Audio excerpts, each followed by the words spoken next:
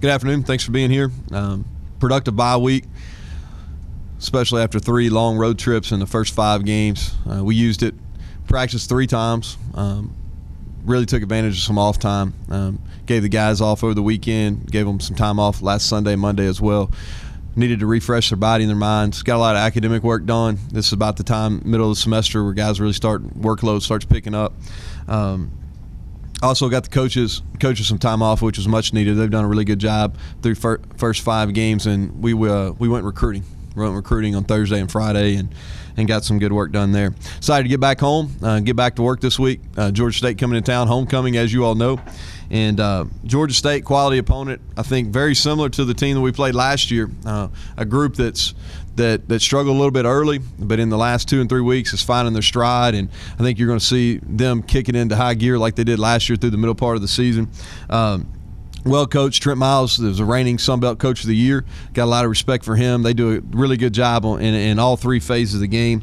They played really well the last 3 games. If you look at taking Wisconsin, top 10 team in the country, at their place down late into the 4th quarter, 17-3 at App against one of the top teams, if not the top team in our conference in App State, and then winning going away last week with a huge 2nd quarter against Texas State. They beat us soundly last year. They wore us out. It was 31-21. I never felt like the game was that close. It was 31-7 in the 4th quarter, and I thought they beat us in all 3 phases. Moved the ball from the 2nd quarter on, moved the ball on us at will, and then offensively we never really got anything going. We were able to throw for some yards in the 4th quarter, but really just some yardage there to puff stats a little bit. I thought they really wore us out last year in that game there. I'll hit on all 3 phases here. Offensively, they're a spread football team. They're a team, I think you see the quarterback, Connor Manning. He's improving each game that we play, or that they play.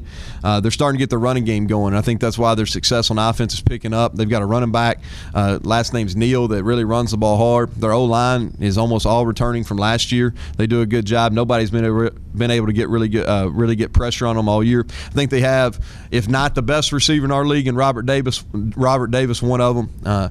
He had a big game last week against Texas State. He's special. He's a guy that runs really good routes. He can run, sticks his foot in the ground, can make people miss. He's physical.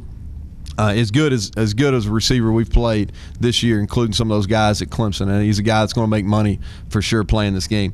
Defensively, veteran group. I counted 10 guys that started against us last year that are back. So a lot of veterans on that defense. Their stats are a little skewed because they played Air Force, and Air Force ran the ball 70 plus times against them. But they're a group that's played well, played App. Really strong, got after Texas State, and then really controlled the line of scrimmage against Wisconsin. And you all know that's really saying something. They're really long. The thing that sticks out to me is their front 6 is all 6'2" or better. They play a 3-down front primarily, and they've got guys that can really push, and they've done a good job using their hands. Really well coached up front on the D line. Their nose guard is a potential issue for us. They rotate 2 in there, 97 and 91, and they're both big physical guys that can give us some issues. I think linebacker McGee is a sound football player. He made a lot of plays against us last year. And in the corners, I think they had the best corner duo in our league. They came down and pressed us and challenged us last year about every snap, and I expect them to do the same against us this year. Special teams, solid in all phases. Do a really good job on the kickoff return team. That's something we've got to be ready for. And I think if you look at, they commit a lot of starters to their special teams, and I think if you see really good football teams, that's always the case. They commit starters there. But a lot of respect for Georgia State, and this is round 2 of our.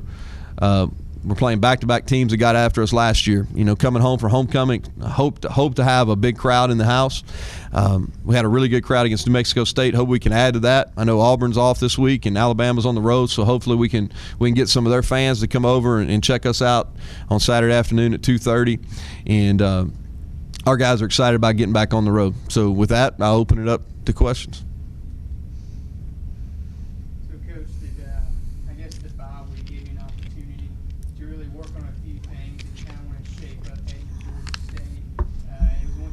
Brandon about the offense, about passing, and Jordan about rushing, to try to keep it balanced.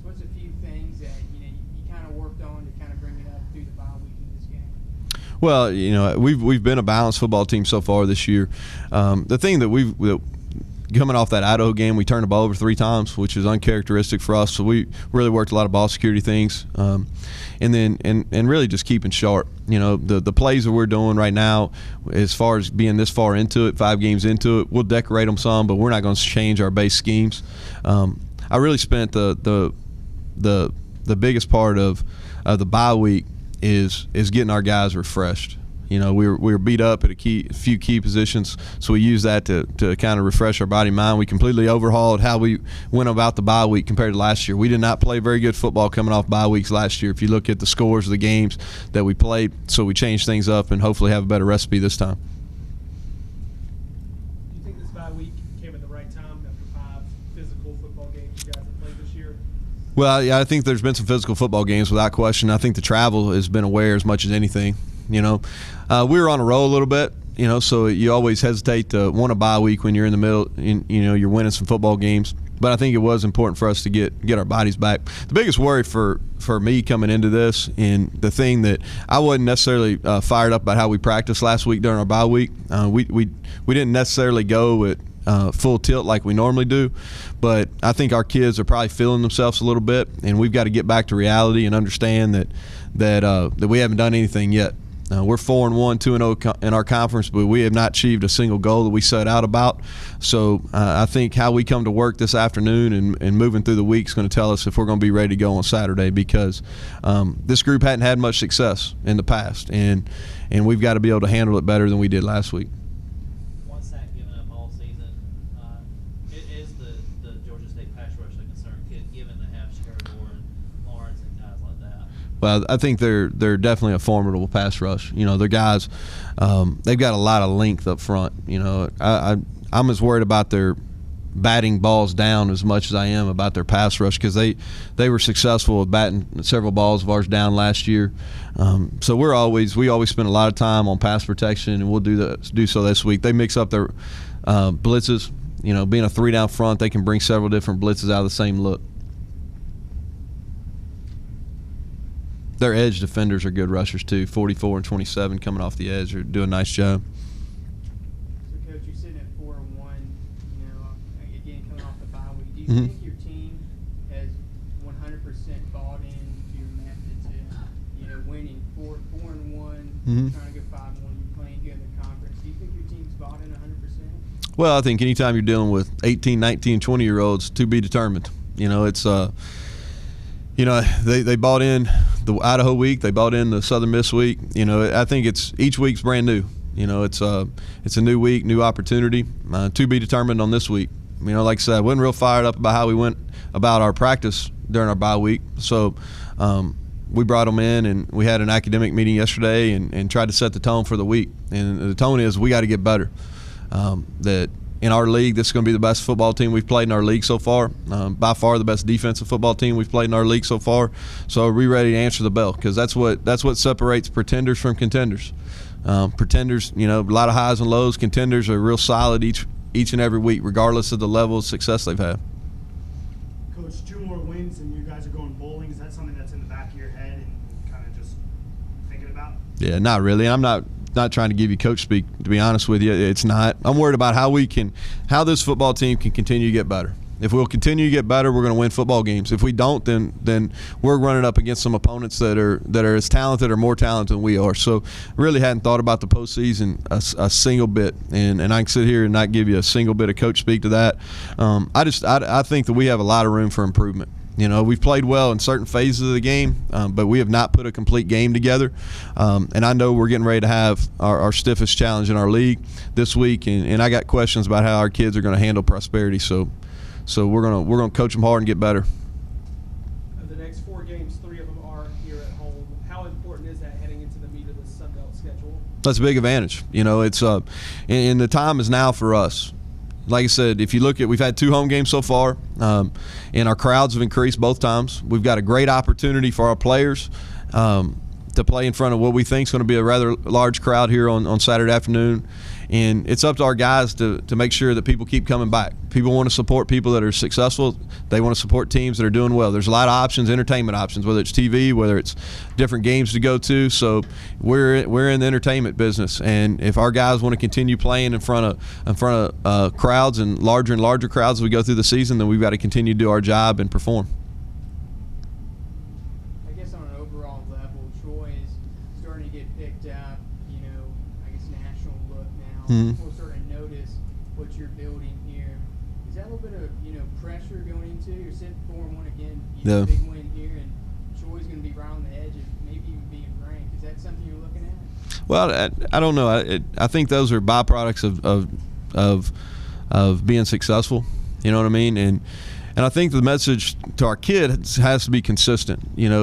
We treat each week as a new week, and if we continue to do the right things, and everything matters. How you handle yourself off the field, how you handle your schoolwork, how you handle your treatment sessions, how you handle your meals, all those things contribute to how you perform on Saturdays. So if our guys will buy into that process and keep going and doing the right things, then we'll continue to have success, and those things are just byproducts of that. If we don't, which again, we didn't have a great week doing those things last week, and if we don't, then we're going to start showing on the field. Anybody else? Well, I hopefully we'll, like I said, in closing here, hopefully we'll have a big turnout. I'm excited. I know we're going to have a big turnout with our students. They're excited on campus. We're excited. Closing on a little bit on a somber note, as most of y'all know, we lost a real close friend of our football team last week. Eric Mizell passed away suddenly last Tuesday morning, and he was a leader of our T Club, Letterman, and huge loss to the Troy community, obviously to his family, but to our football program, and that's a loss that really saddened our bye week. And so our thoughts within our football program with his wife Tiffany and their kids, and we hopefully can get them involved in some of these home games coming up. So thank y'all.